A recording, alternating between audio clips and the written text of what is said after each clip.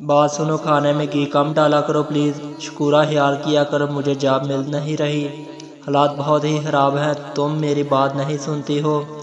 सलमान पास बैठा समझा रहा था शकूरा को।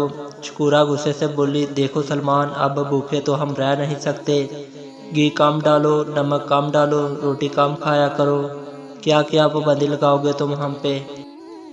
सलमान, इतने ही तंग हो तो अपने भाई और माँ से अलग हो जाओ ना। सलमान धीमे से बोला, शकूरा खुदा का वास्ता है तुमको आराम से बोलो, माँ सुन लेगी। तो सुनने दो, मेरी ज़िंदगी जहन्नम बना रखी है तुम लोगों ने। भाई की पढ़ाई का खर्च भी तुम उठाते हो और माँ की दुआ का खर्च भी, और जब मैं कुछ बोलूँ तो रोना शुरू कर देते हो गरीबी का। देखो सलमान, मैं पढ़ी लिखी लड़की हूँ, मैं यूँ घुट घुट कर ज़िंदगी नहीं गुजार सकती, फैसला तुमको करना है। अब मुझे या मेरी माँ के घर छोड़ आओ या फिर अपनी माँ और भाई से अलग हो जाओ। बस। सलमान खाना खा रहा था कि खाने की प्लेट साइड पे रखी। मैं सारा दिन का थका हारा आता हूँ और घर आकर तुम्हारी बकवास सुननी पड़ती है। सलमान खाना छोड़कर चला गया। इतने में सलमान का छोटा भाई अरमान आ गया। भाभी, क्या बनाया है आज खाने में? शकूरा मुंह बनाकर बोली, दाल बनाई है। अरमान पास बैठते हुए बोला, भाभी जल्दी से खाना दे दें, भूख लगी हुई है। शकूरा नफरत भरे लहजे में बोली, हाँ हाँ क्यों नहीं, नुकरानी जो हूँ तुम्हारी, जिसको बोलो मुझे ऑर्डर दे रहा है, जाओ खुद डाल कर खा लो। अरमान मुस्कुराने लगा, भाभी आप नाराज़ क्यों होती हैं, मैं डाल कर खा लेता हूँ खुद ही। शकूरा गुस्से से उठी और कमरे में चली गई। अपनी माँ को फ़ोन किया, मामा मैं बहुत तंग हूँ, यहाँ मैं कभी सलमान की बातें सुनूँ, कभी वो बात बात पे टोक देता है, ये खाओ ये ना खाओ, और उसकी बूढ़ी माँ ना मरती है ना जान छोड़ती है। माँ ने समझाया, सलमान से बात करनी थी ना की थी, सलमान से बात की, मामा वो मेरी बात मानने को तैयार ही नहीं है। शकूरा चाहती थी सलमान अलग से घर ले और हम अलग से रहें। सास कुछ कहती तो आगे से बदतमीजी से जवाब देती। सास दिल की मरीज थी, वो शकूरा को समझाती, देखो शकूरा, चाहे तो तमाशा मैं भी लगा लूँ, लेकिन लोगों को तमाशा दिखाना नहीं चाहती। मेरी ना जाने कितने दिन ज़िंदगी है, अब ये घर तुम्हारा है, क्यों इतनी तंग हो हमसे। शकूरा गुस्से से बोली, ये घर नहीं कैदखाना है, ना खाने को अच्छा मिलता है और ना पहनने को, सारे पैसे मेरे शोहर के तुम और तुम्हारा छोटा बेटा अरमान खा जाते हैं। इतने में अरमान घर आ गया। भाभी माँ से लड़ाई कर रही है। अरमान मुस्कुराने लगा, अरे भाभी क्यों झगड़ती हो, क्या हो जाता है आपको। शकूरा गुस्से से बोली, देख भाई मुझसे तुम्हारे कपड़े नहीं धोए जाते, समझे, अपने कपड़े खुद धोया करो। अरमान प्यार से बोला, बस इतनी सी बात है भाभी, मैं धो लिया करूँगा, आप बस गुस्सा ख़त्म करें। माँ रोने लगी, मेरा बेटा क्यों खुद कपड़े धोएगा, मैं मर गई हूँ क्या, मैं बीमार हूँ तो क्या हुआ, अपने बेटे को खाना बनाकर दे सकती हूँ, कपड़े धोकर दे सकती हूँ। सलमान माँ के पास जाकर बैठ गया। अरे माँ, भाभी को बातों का गुस्सा ना किया करो, भाभी अभी नई नई है ना, हमारे साथ यहाँ हमारे माहौल में डलने में वक्त लगेगा, और वैसे भी मैं भाभी की जिम्मेदारी नहीं हूँ ना, भाभी सिर्फ अपने शोहर का काम करे। बस। माँ ने समझाया, बेटा अरमान तुम भी जल्दी से कोई अच्छी सी नौकरी कर लो, तुम्हारी भी मैं जीते जी शादी करवा दूँ, कल का क्या पता मेरी ज़िंदगी का। शकूरा रात को फिर सलमान अपने शोहर के साथ झगड़ा कर रही थी, मुझे शॉपिंग करवाने लेकर चलो। सलमान समझा रहा था, अरे कुछ दिन इंतज़ार कर लो मेरी जान, कन्फर्म हो रही है, फिर जो कहोगे ला दूँगा। सलमान, सबसे पहले हम तुम्हारी माँ और भाई से अलग होंगे। सलमान मजबूर था, करता तो क्या करता, शकूरा से प्यार भी बहुत करता था। शकूरा शादी से पहले एक प्राइवेट बैंक में जॉब करती थी, लेकिन सलमान के कहने पे जॉब छोड़ी थी। कुछ दिन गुजरे, सलमान की जॉब लग गई, तनख्वाह भी काफ़ी अच्छी थी, शकूरा बहुत खुश थी। शकूरा के इसरार पे सलमान ने माँ से बात की, माँ शकूरा अलग रहना चाहती है, जिस कंपनी ने मुझे जॉब दी है वो मुझे घर भी दे रही है, आप लोगों को मैं हर महीने खर्च देता रहूँगा। अरमान भी पास बैठा हुआ था। माँ कुछ कहने लगी, लेकिन अरमान मुस्कुराते हुए बोला, अरे भाईजान कोई बात नहीं, भाभी अपने माँ बाप के घर लाडली सी होगी, हमारे साथ एडजस्ट नहीं कर पा रही है ना, आप भाभी को ले जाएं, हमें कोई इतराज़ नहीं है, आप चले जाएं। सलमान अरमान से हाथ मिलाकर बोला, تم دھیان سے پڑھنا، میں تم کو ہر مہینے پیسے دے دیا کروں گا۔ دوسرے دن سلمان شکورہ کے ساتھ اپنے نئے گھر میں شفٹ ہو گیا۔ ماں بہت روئی، کیسی ظالم لڑکی ہے، میرے بیٹے کو مجھ سے دور کر دیا۔ ارمان ماں کو سمجھانے لگا، امی جان آپ پریشان نہ ہوں، بھابھی پرائے گھر سے ہے، بھائی سمجھا کر لے آئیں گے کچھ دن تک۔ سلمان کی تنخواہ کافی اچھی تھی، شکورہ بہت خوش تھی۔ شکورہ اب زیادہ تر کھانا باہر سے منگواتی تھی۔ فریج میں آئس کریم اور طرح طرح کی چاکلیٹ اور کچھ ٹھنڈے پڑے ہوئے رہتے تھے۔ ہر دوسرے دن کبھی شکورہ کا بھائی آ جاتا بچوں کو لے کر، تو کبھی بہنیں آ جاتی رہنے کو۔ شکورہ اپنے گھر میں بہت خوش تھی۔ ادھر ارمان کالج جاتا، کالج سے واپس آتا تو دیکھتا ماں کھانا بنا رہی ہے۔ بیمار ماں دل کی مریضہ، ماں کو سمجھاتا، امی جان کتنی بار کہا ہے آپ نہ بنایا کریں کھانا، میں خود بنا لیا کروں گا۔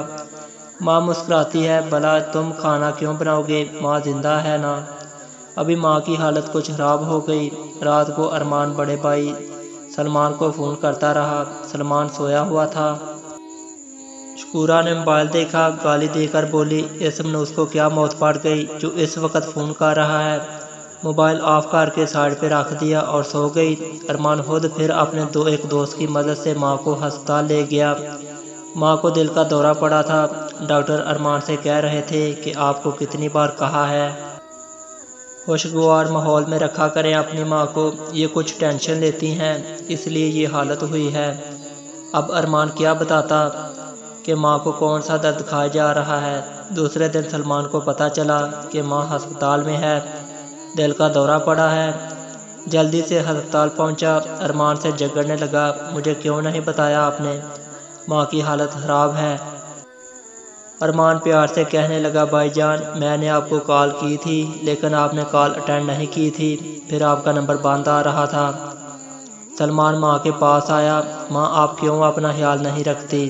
ماں پیار سے بولی، ارے میں بالکل ٹھیک ہوں میرے بچے۔ ارمان ایک گلاس میں جوس ڈال کر ماں کو دینے لگا۔ ماں پیار سے بولی، ارمان بیٹا اپنے بھائی کو ایک گلاس جوس دو، دیکھو کیا حالت بنائی ہوئی ہے، کتنا کمزور ہو گیا ہے، ہائے ماں آخر ماں ہوتی ہے، لیکن کون سمجھے۔ سلمان پھر گھر چلا گیا۔ شکورہ ماں کی طبیعت ٹھیک نہیں ہے، کچھ دن ماں کو یہاں لے آتے ہیں۔ شکورہ سر پہ ہاتھ رکھ کر بولی، سلمان میں اپنی ماں کے گھر جا رہی ہوں، کل آپ اپنی ماں کو لے آئیں یہاں۔ سلمان خاموش ہو گیا۔ ارمان ماں کے علاج کے پیسوں کی خاطر پارٹ ٹائم جاب کرنے لگا۔ اپنے اور ماں کے کپڑے خود دھویا کرتا، کھانا برتن جھاڑو پوچھا سب کچھ کرتا، لیکن بھائی پر بوجھ نہیں بننا چاہتا تھا۔ آج ارمان نے بہت ہارڈ کام کیا تھا، ہاتھوں پہ چھالے پڑ گئے تھے۔ رات کو گھر آیا، ماں کو دبا رہا تھا کہ ماں نے محسوس کیا آج ارمان زور سے نہیں دبا رہا۔ ماں نے پوچھا، پتر ٹھیک تو ہے نا؟ ارمان مسکرانے لگا، ہاں امی جان بالکل ٹھیک ہوں۔ ماں سمجھ گئی تھی تھک گیا ہے۔ ماں کہنے لگی، جا بیٹا سو جا۔ ارمان چارپائی پر جا کر سو گیا۔ جب ارمان سو گیا ماں اٹھی، دیکھا ہاتھوں پہ زخم تھے۔ ارمان کے ماں ہاتھ چوم کر رونے لگی، ہائے دکھوں کے مارے پتر، ماں صدقے جائے، اللہ تیری سب مشکلیں آسان کرے۔ ماں کو بیٹے کا اتنا دکھ لگا کہ وہ برداشت نہ کر پائی اور دل کا دورہ پڑنے سے چل بسی۔ ارمان صبح اٹھا، ماں اوندھے منہ زمین پر پڑی ہوئی تھی۔ بہت آوازیں دی ماں کو، لیکن اب ماں کہاں واپس آنے والی تھی۔ ماں کے جانے کے بعد ارمان بہت اکیلا ہو گیا تھا۔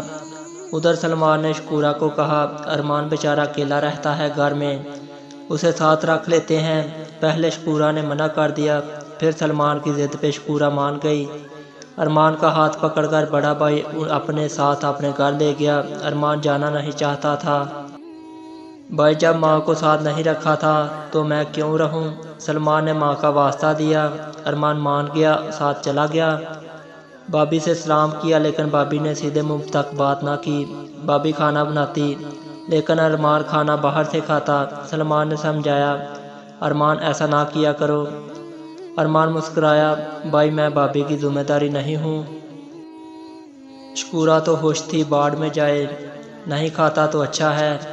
ارمان کپڑے دھو رہا تھا، شکورہ کی بہن آ گئی، ارمان کو دیکھ کر مسکرانے لگی، بھائی آپ کپڑے خود دھو رہے ہیں؟